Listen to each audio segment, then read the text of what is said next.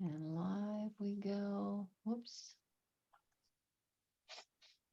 To your group, go live. Okay, there we go. All right. So happy day 4 for everyone. Okay, so today what I wanted to start off with was just like we've been doing is recapping what yesterday was, and then get into today's subject, which is going to be on observation versus judgment, force versus power. So let me grab this and share my screen. All right, so there we go. All right, can everybody see my screen? Yep. Okay, awesome. Yep. So just to recap on what the key points from yesterday, we were talking about the things that can hold us back, and we talked about, especially in selling, when we sell a product, you know, there's a thing called the FUD factor, and you always want to minimize the FUD factor when you're making a sale, which is fear, uncertainty, and doubt. So the best thing to do is to stay close to your clients after they make a decision to make, you know, make them feel really good about the decision that they made, and really get them started into the process of their transformation. And to understand fear, the FUD factor, and why it's important to do that in the sales process, we went through the 6 basic fears, the biggest of which with human beings is poverty. And then there was the 7th basic evil, which was subjecting yourself to negative influences. We also talked about the 6 basic needs of human beings overall. So 4 of them were personality based, and then the 2 that really cause our fulfillment and freedom have to do with you know, having our spirit grow and expand and serving other people. And then we went through the 5 steps to bulletproof your mindset. So the things you can do to combat that fear. And the first one we talked about was changing psychology of how we deal with problems. So when you look at a problem, are you looking at a problem with curiosity and understanding that it could just be something, you know, an expectation dressed up in different clothing? And how fast can you pivot to look for the solution and spend more of your concentration on the solution as opposed to, you know, looking at the problem for what it is? And that dovetails nicely into the second one, which we talked about, which is replacing recency with intentionality. So recency is when you get caught up in an energy field of what just happened to you, you know, in life, we said there's going to be chaos, and there's going to be challenges, and there's going to be, you know, issues that are going to come at us. It's just the way of the world. But how fast can you flip from getting caught up in the energy of the recency of that event, and then flip back to your intention, which is, you know, your purpose in life, your goal, and, you know, what you want to create. And the faster you do that pivot, the stronger your mind muscle is going to get. And then self-identity, we said the 2 most powerful words in the human language are I am. And so you want to start thinking about who you want to be in a world where all identities are possible.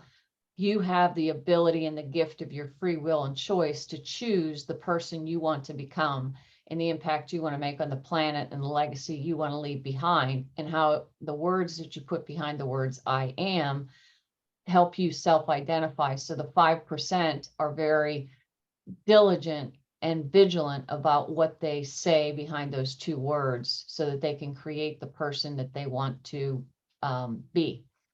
And the 4th one was saying that, look, we can do everything in our mindset. We can go to a bunch of courses, we can collect a lot of knowledge and look at our beliefs, but if we don't put that together with the action and strategy, we won't, you know, we're not putting ourselves in a place of receiving. You know, when we give in sales, you know, we're serving. You know, the reason that there's a saying in the Bible, something about it's better to give than to receive. That does not mean you don't receive. What it does mean is giving starts the receiving process. So if we're always out there serving clients and investing in clients, we will receive, and you should expect an abundance in earnings from that in your sales career. Last one is clarity on what you want. We talked about the importance of building that burning desire and faith, because if we don't have a desire or a direction to go in, the mind is just going to grab whatever's coming in and work on that, because it's just always looking for a direction. And so when you take self-control and mastery of yourself and decide what that goal is going to be, you become a co-creator with the source and can really create something that's going to impact people's lives and allow you to fulfill your purpose, the reason why you came here. And that also requires faith. And the bigger your faith is, the more fearless you become. So that's how, faith is the fastest, the cure to make you fearless, because the bigger that faith goes and grows, the more fearless you become, because you know how it works, and you know how you can self-control yourself and work with the power as opposed to opposing it. So last night we had some homework. We said, the assignment was to look at 3 things you want to do in the next 3 years, and if you had any limiting beliefs. So just want to take this time now to see if you, let's see, how do I get back to, I know it. So did anyone have any ahas, wins, insights from that exercise last night? I didn't have any big ahas in it. Okay. But my wife and I have been doing a lot of work over the past couple of years with envisioning where we want to go and what we want to do, and manifesting those things in our life. So we've been able to make up a lot of groundwork on that the past couple of years. So I was talking to her about the exercise and saying, hey, look, we kind of have a lot of the things that we've wanted with the work we've been doing.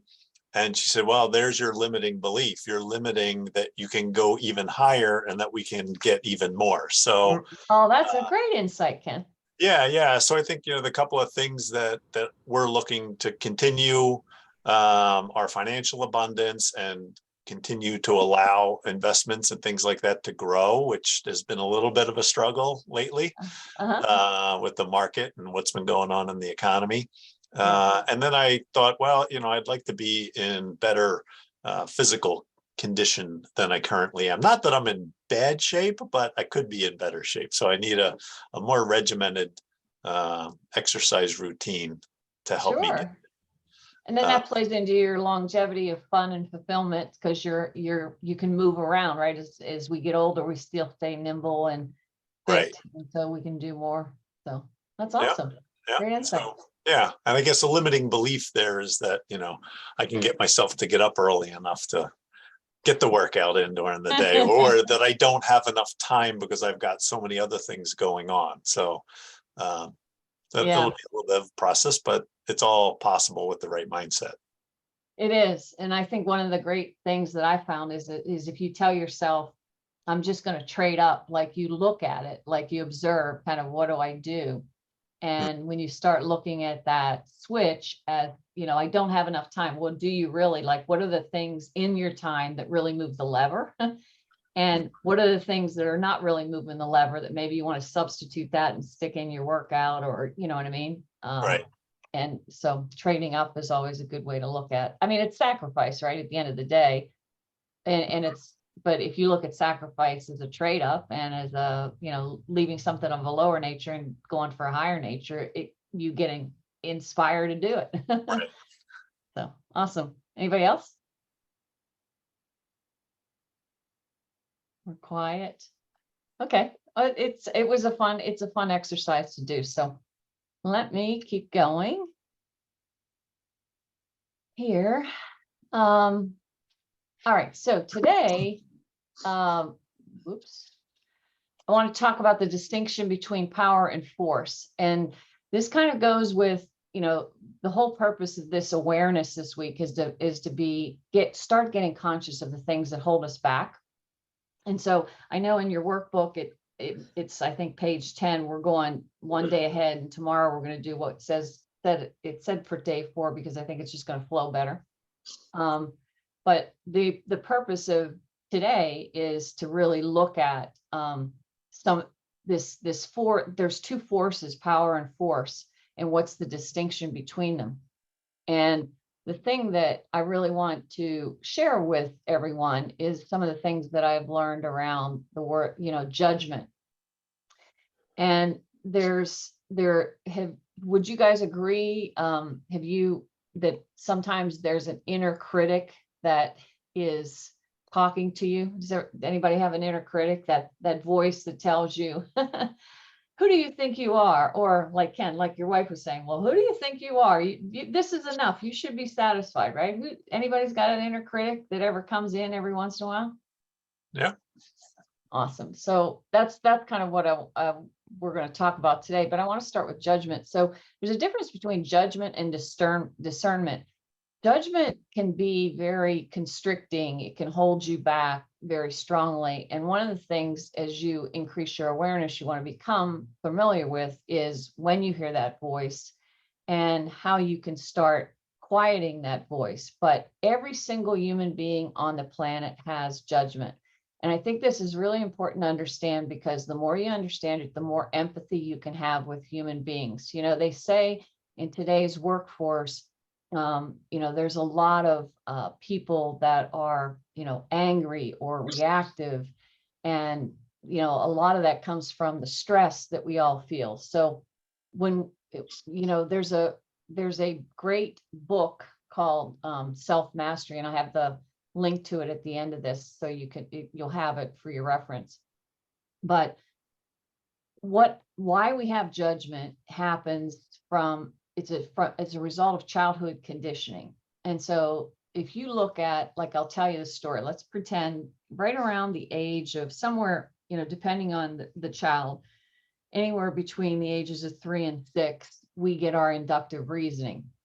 And so I'll give you a situation that they used in the book. The story goes like this. So Johnny is about 6, and he's come into his enlightenment of the fact that he has free will, right? So that's the inductive reasoning, so that you can choose what you want.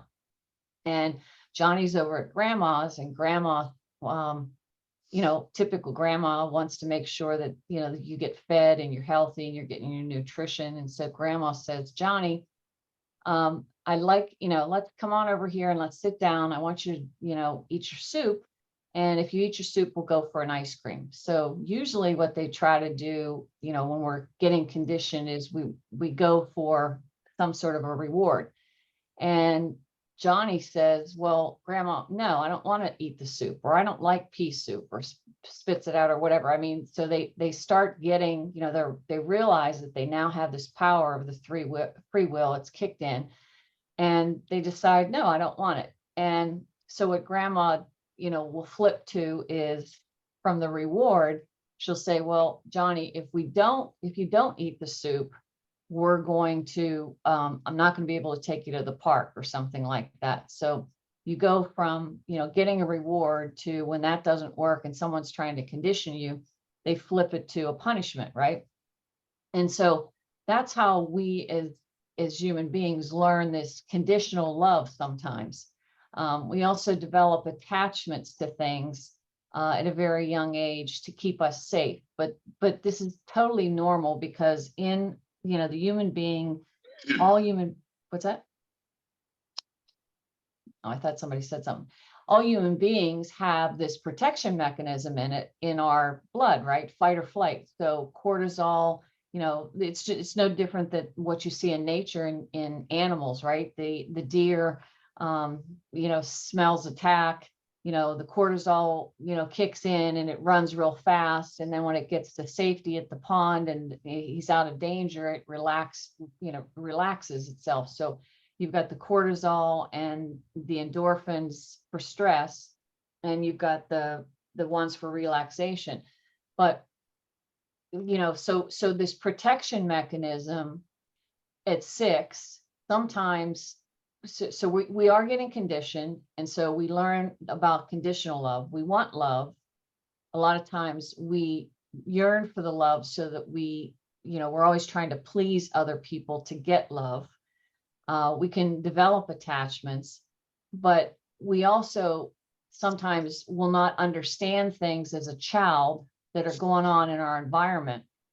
And so this judge saboteur voice inside develops to try to keep us safe. And it's the body's mechanism to keep us alive till we're like 20 to 21, where we can take care of ourselves on our own, right? Because as kids, we're very dependent upon our parents and the surroundings for our survival. So the inner critic will take things, and sometimes as a child, you interpret things at 6 in a way that you can best understand. It's almost a safety mechanism to keep you alive, and that voice develops. The problem is, by the time you turn 21, parents in the world and school doesn't say, okay, let that guy go. That's just your inner voice talking, and, come up with something else. Like, that's not really truth. That was just a perception you had at 6 or 7 or whatever time these things started coming in. And so if you understand that all human beings have this judge, and it's typically an unconscious, it's an unconscious inner critic. You don't know where it comes from, but you hear it, and you start becoming aware of it. The more you're aware of it, the more you can quiet it down. But the background really for the judge comes out of this protection mechanism that human beings have. So why is that important in selling? Well, there's, a lot of times we can judge situations. We judge ourselves. You might want to write that down. We judge ourselves, we judge other people, and we judge circumstances. And when we judge, we limit ourselves and hold ourselves back from being totally present, and to be really present, to really understand what's going on in life. And most of those judgments tend to be automatic if something looks like something in our past.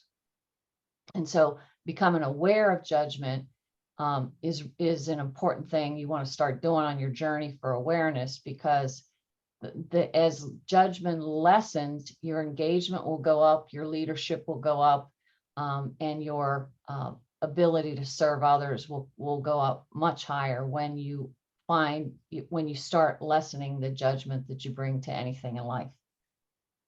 So how can you use the power of polarity to pull you towards your goal and prevent you from falling in some of these judgment traps?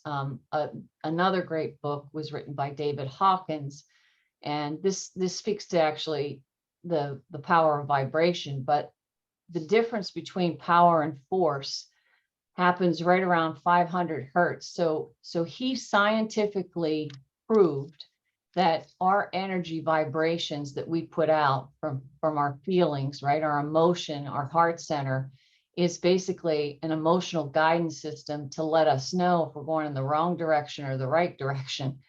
And force happens when we are disconnected from source. We feel we have to, we're trying to survive, we're under attack. And in those situations, the vibration of human beings is very low. So the lowest vibration is any kind of feeling of shame, guilt. Those are the things that paralyze people and really get you in inaction. It's when people lose hope, what's the point?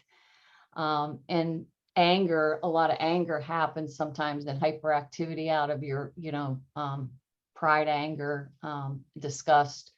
So that force energy is really negates. I mean, that's the point you really want to understand. There's a difference between power and force, and the thing about force is it negates.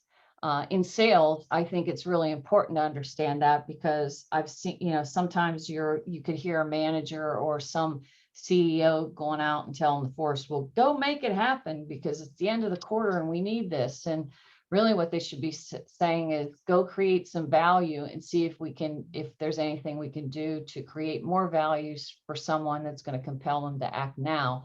But you never want to force anything on anyone, because that's really, a lot of people will try to do that with their will, which is it's just against the powers of nature. And then when you are in a state of force and you're not connected to source, you're going to be very stressed and you get tired because tension tires you, it constricts the flow, but relaxation renews.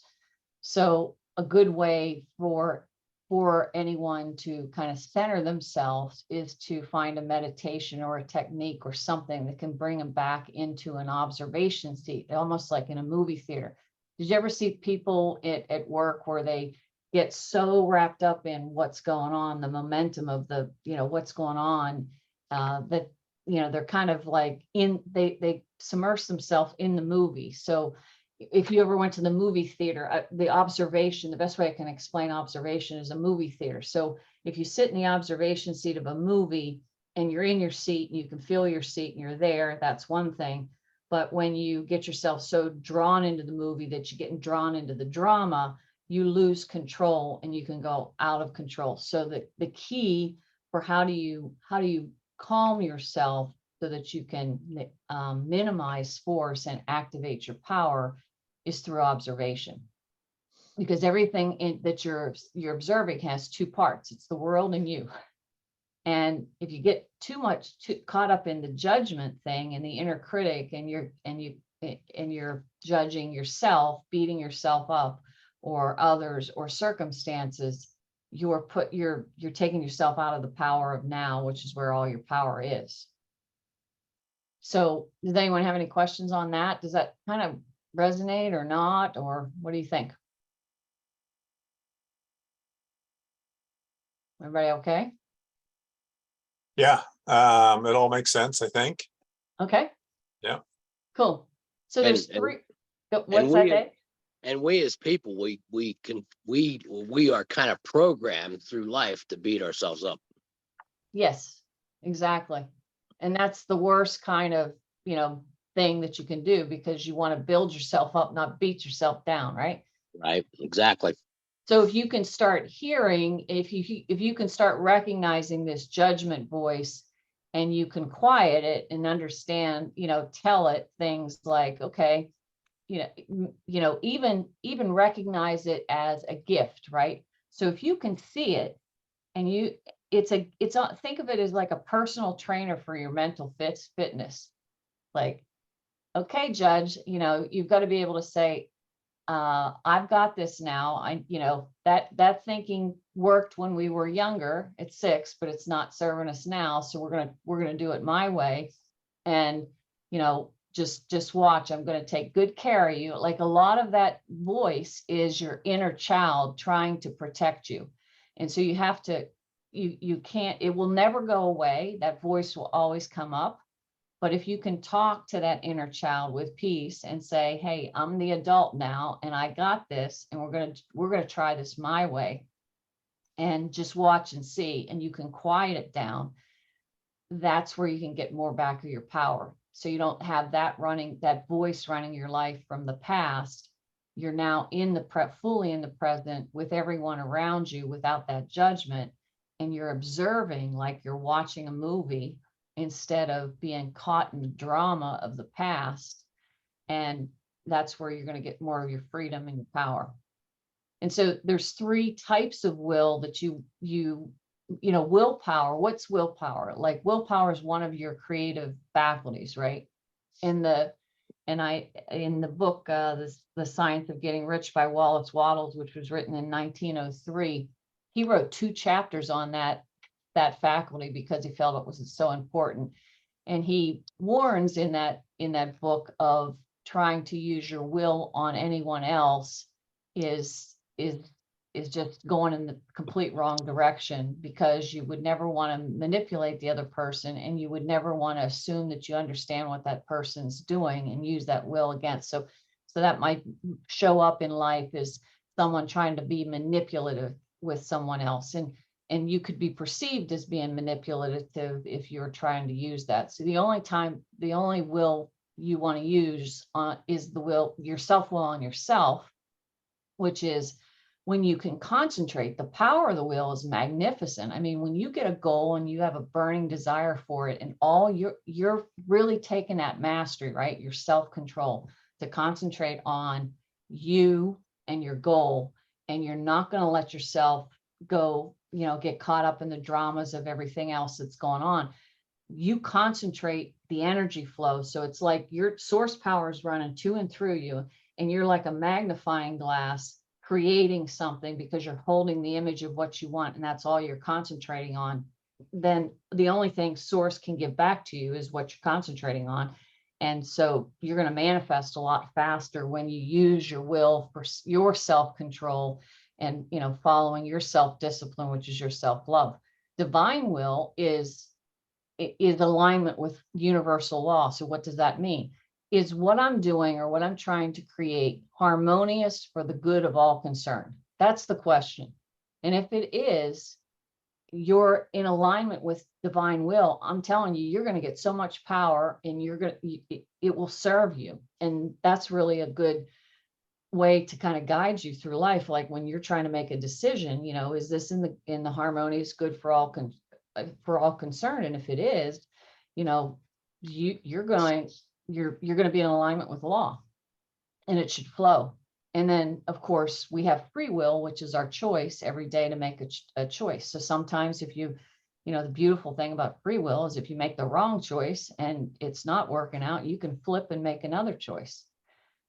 So the more neutralized you get your mind, the more awareness you have of this, and let go of attachments and kind of be in the present, you're going to be in a place to receive. And if you think about the other thing judgment does, see, our hearts are our emotional center, our emotional power center. And sometimes when we get something bad happens to us, there's a book, The Untethered Soul, that's a really good one that explains this, but it's almost like your heart has like a thorn in it, and you cover up the thorn and you keep taking the thorn around, and everything that you're doing, instead of feeling the thorn, taking it out and letting it go, you're holding back. But when you receive and you keep your heart open and you let some of this stuff go, and you're not in a state of judgment, you can receive more because you're more open to what is.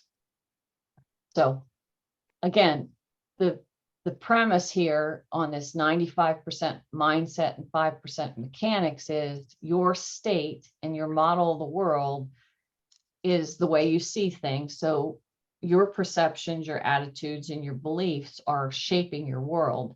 And so when you start becoming more and more aware of them, you're going to be able to control your destiny and really expand better. And your greatest power level is your emotions. So it's important to feel your emotions, but think of it this way: your emotion is your heart center. Your heart center 60 times has a pull, a magnetic attraction 60 times higher than your brain. So your heart is really where your soul, your mind, and your soul, mind, and body converge. And when you listen to those emotions, and if they feel good, they're upbeat, they're light, you're going in the right direction. If they're downward, you've got to feel them, and then let them go, and think about what you want to create from them. So Abraham Hicks says it really good. She says, contrast allows you to create. You wouldn't know how good you have it if something bad didn't happen, right? You wouldn't know, if you didn't experience bad times, you wouldn't appreciate the good times the way you can appreciate them. So there's always a gift. If something appears to be bad, there's a gift in there, and you've got to pivot and look for the good, and look for something to go from that. And if you will have to, in the road to mastery, be willing to surrender some old beliefs and mindset, and start developing some new ones to really get self-discipline to work. When there's a man that walked the planet 2,000 years ago, and he said over and over again, the truth will set you free. Well, what is the truth? The truth is that you have a mind, and whatever you can conceive and believe, if you get your desires in alignment with your expectations, you can achieve it. And it's, you may have to have a gestation period that's going to take some time. That's why the masters are willing to put in, be in it for the long haul and the investment. But you can conceive and believe, if you can conceive it and you could see yourself doing it, and achieving it, anything's possible. And, the trap most people get into is by the age of, 35, Dispenza said it, he's done some amazing things with people and their health and what have you. He's a psychologist and scientist, but he said that free will, by the time of you're 35, most lose their free will, their choice to a program. 95% of who we are is memorized behavior, emotional reactions, and hardwired beliefs, perceptions, and attitude. And in an age of information, ignorance is really your choice. And, the whole purpose for me doing these talks and helping people is, the more of us that wake up and realize, like in the Matrix, the blue pill or the red pill, that you have the power, the better condition the world is going to be in. And, the more that we're going to be able to impact others and create a positive world and environment to live in. So just to sum up what we talked about, that inner critic, yesterday we talked about the fears, but the inner critic is when you judge yourself, circumstances, or others. So you want to be aware, start being aware of that voice when it comes in. Know that it happened through your conditioning. You did the best you could at the time. You might have created some beliefs or whatever to keep you safe. But if those beliefs are not serving you and not supporting you, they are not truth. I'll say that again. If they're not supporting you and they're not, serving you, they're not truth. And this conditioning, really, you've got 4 flavors. You got the inner critic. You can have assumptions, which is assuming something without fact, right? And those assumptions are either positive or negative. So you kind of want to be aware when you start assuming things, am I assuming the positive or the negative? If you assume the positive, you're going to open and connect with others. If you assume negative assumptions, basically what you're doing is constricting your power flow and cutting yourself off. The interpretations are the way you see the world. So if I look at a mountain from the right side and you look at the mountain from the left side, and we both see different things, one of us is not right and one of us not wrong. We just have a different perception or point of view of the situation. And the first point, Bob Proctor used to always talk about this. The first thing that helps you change is a decision, in regards to your perception, maybe putting it down on paper and getting out of your own perception and asking yourself, how would somebody else perceive that? And if you can change your point of view and you can, instead of sticking to the same point of view and seeing through the same rose-colored glasses over and over and over again, especially if those rose-colored glasses are not giving you the view of life that you want to see, you consider accepting a new idea and getting a different perception.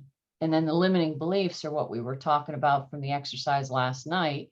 Like Ken gave an example of we've arrived. Well, no, that you can think bigger, and the bigger you think, the more you can bring into your life. So, limiting belief example could be, that there's never going to be a black president. Well, that was busted. Or Roger Bannister, the 4-minute mile.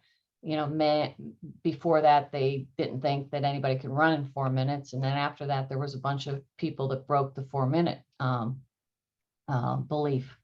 So limiting beliefs hold us back. These are all things that we do to ourselves to constrict our power. But if you really want to be free, you've got to look for truth.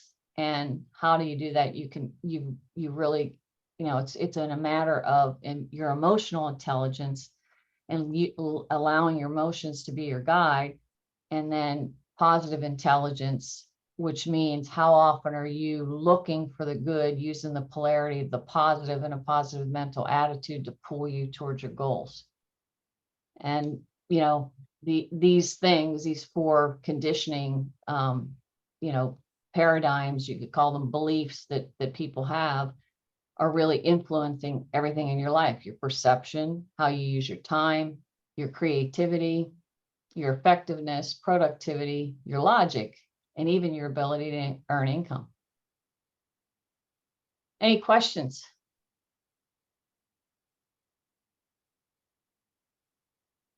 We're good? Okay. So Holding far, your attention. So far, so good? All right, cool. So let me just show you a couple things, because I'm going to, there's a free assessment that everybody can take. And I just wanted to, I'm going to give you that link for that today as one of the assignments. But their Positive Intelligence is the group out of California, and they did all this research about your neuro linguistic, your pathways. Has everybody heard of NLP, or you might have heard of that before? That your brain basically has pathways that are kind of like smooth highways through habit, anything that you do for habits. I mean, we started this week talking about like habits. So any kind of habits that you have, whether it's habitual thinking or actions, are, in your brain, there are pathways, neural pathways. And the more we ingrain a habit over time, the more it goes onto autopilot. And so think of it as like a smooth highway that you can go down. And your positivity factor is the percentage of times that you look at something through a positive view versus a negative view. And I want to say right here, there's nothing wrong with whatever comes out, other than it's going to give you the ability to see, how often you might go look at something from a positive assumption to a negative assumption. And it's also going to help you get aware of some of the childhood things that might have happened to you that affect your judge. So he says in this book, in this Positive Intelligence book that he has, that the judge has these accomplices. So everybody has a universal judge, an inner critic, but they also have different accomplices. And he gives you, you'll be able to read about it, the different clues as to whether your judge is kicking in. So I'm going to invite you to take that free. It costs absolutely nothing. It's just going to give you awareness, information about where you are and maybe what influences that inner critic voice. And it's very, it really helps make you aware so that you can start, controlling that saboteur and activating your sage. And then there's another assessment that, those people that work with me, I provide this for them. Bruce Snyder out in New Jersey came up with these 7 levels of energy.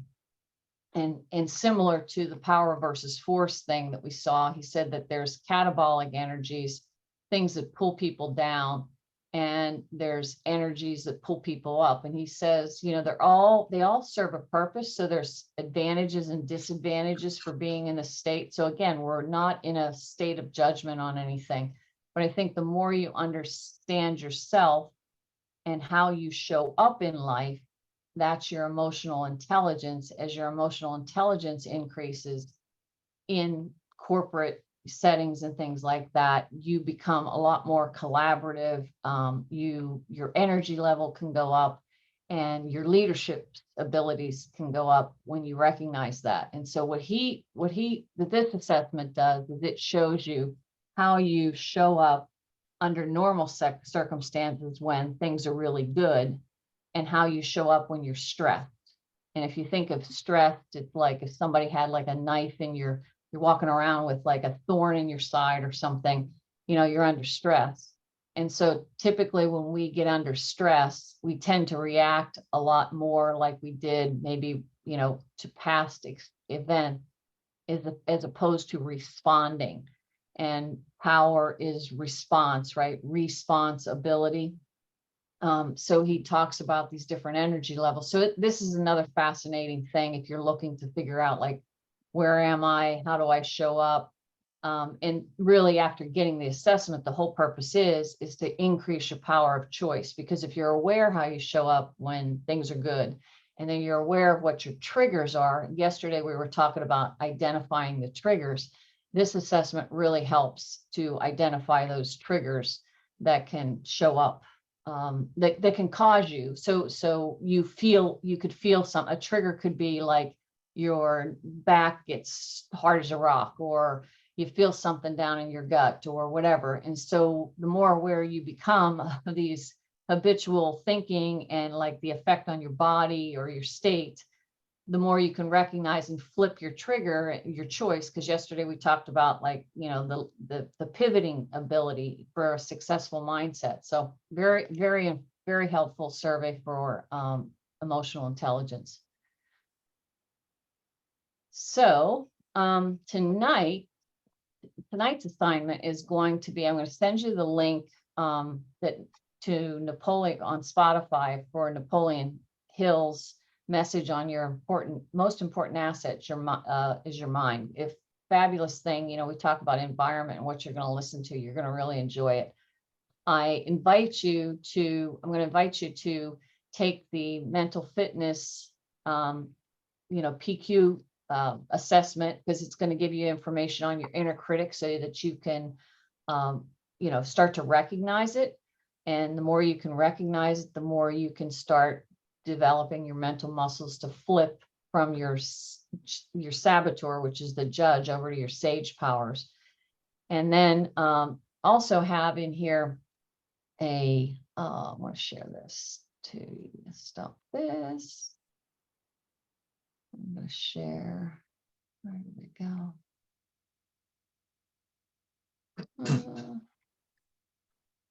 Yeah. Wait.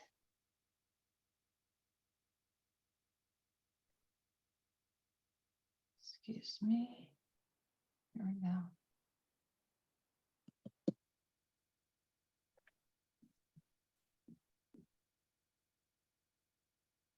Let's see if this will work.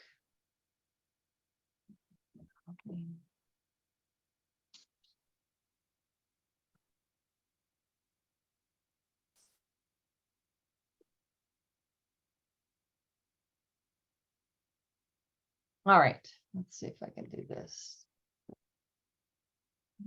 What do you see? Do you see anything yet or no? Okay, here we go. All right. So some of you might be thinking, that if you're looking for, some of the stuff that we did, some in the middle of these things, I always like to talk about, I did put together a special offer for everyone today. For those of you who may want to continue this past this week, just wanted to put this out and just let you know some of the services that I can provide. But I'm doing a group class for anyone that'll be starting in the next 2 weeks. It's called Freedom and Fulfillment. There's going to be 5 group classes. We're going to do some exercises regarding legacy and impact, defining your perfect culture and position, because loving what you do and doing what you love matters. 7 elements to establish your brand. So if you're in a position in a corporation or as an entrepreneur in your community, I'm going to, the group class goes through brand and the importance of really developing your brand and you in your, how you show up and what the brand is. 5 fatal steps to avoid, and how you can chart your new course moving forward with your goal as an entrepreneur or intrapreneur or both. And then negotiation tips as well for anybody that's making transitions. To customize, in this 5 group course lesson, I do one-on-one coaching with all the individuals so that they get a customized attention and make sure that they leave with their goals, purpose, and self-image in the right place. So we'll go through exercises to really bring clarity to those 3 things. All group attendees will get that energy leadership assessment that I talked about and a debrief, so you will know from that more about your emotional intelligence, how you show up under stress, and how you show up under normal circumstances and really gain some insight for yourself. And then you also will get a 6-week positivity application app that will come on, works for an iPhone or the Androids, or, that you can download. And this app helps you recognize that inner critic that we talked about, and your saboteurs and your sages. So I'm going to put this link in the handout that I send back to you, but it'll tell you more about saboteurs of that inner critic, the PQ assessment that you have. And there's a link. The assessment that you're going to that I have in the link is absolutely free, but this is just an app to apply the knowledge and have something to work with you over 6 weeks, so that you really understand that inner critic and can see it when you show up.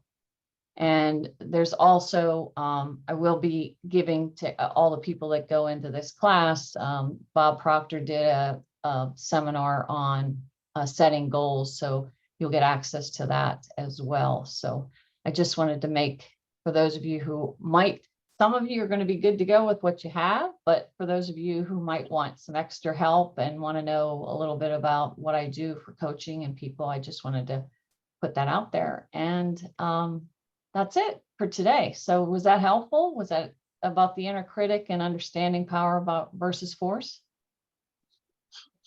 Yeah, I think, Yes. the Yes, more, Rhonda. oh. Yeah, the more we have that self-awareness, the more powerful we can become. Exactly. It really is. And then you realize, more about the divinity that you have within, and kind of maybe why why we did get conditioned. I mean, think about a kid, like you're like an open cup until you get that reasoning ability, like by 6, right? But then when you're 6 years old and you're trying to perceive what's going on and stay alive, you could tell yourself all kinds of silly things, right? Right. And I just think that's the beauty of like realizing it. And then the other thing is gives you extreme empathy for other people that are around you, because when somebody, instead of judging them, you're like, wow, man, wonder what happened to them. And if they can get enlightened, I mean, my goal is that every person that I touch, I hope goes and increases their awareness and touches somebody else, that causes a ripple effect to increase their awareness, or in a family or whatever, just so we all have a better compassion and understanding for each other. But it's just a protection mechanism that was, I don't know, from way back when in the caveman days, right?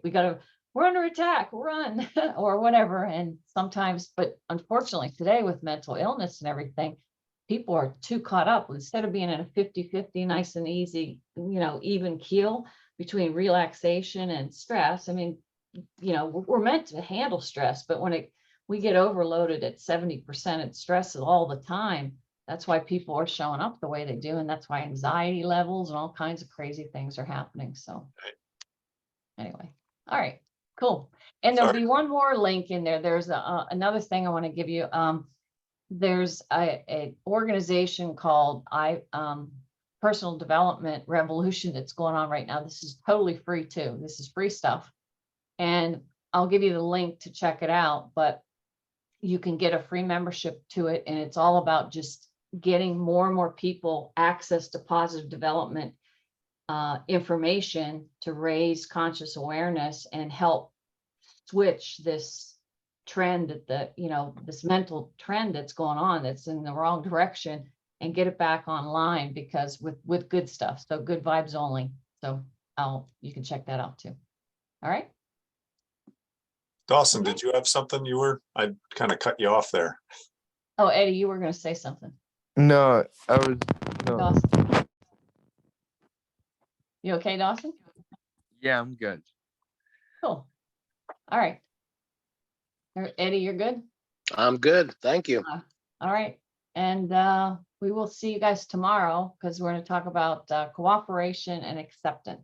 And that's very powerful. So I'll see you then. All right, great. All right. All right. Take Thank care. you. Thanks, Bye. Rhonda. You're welcome.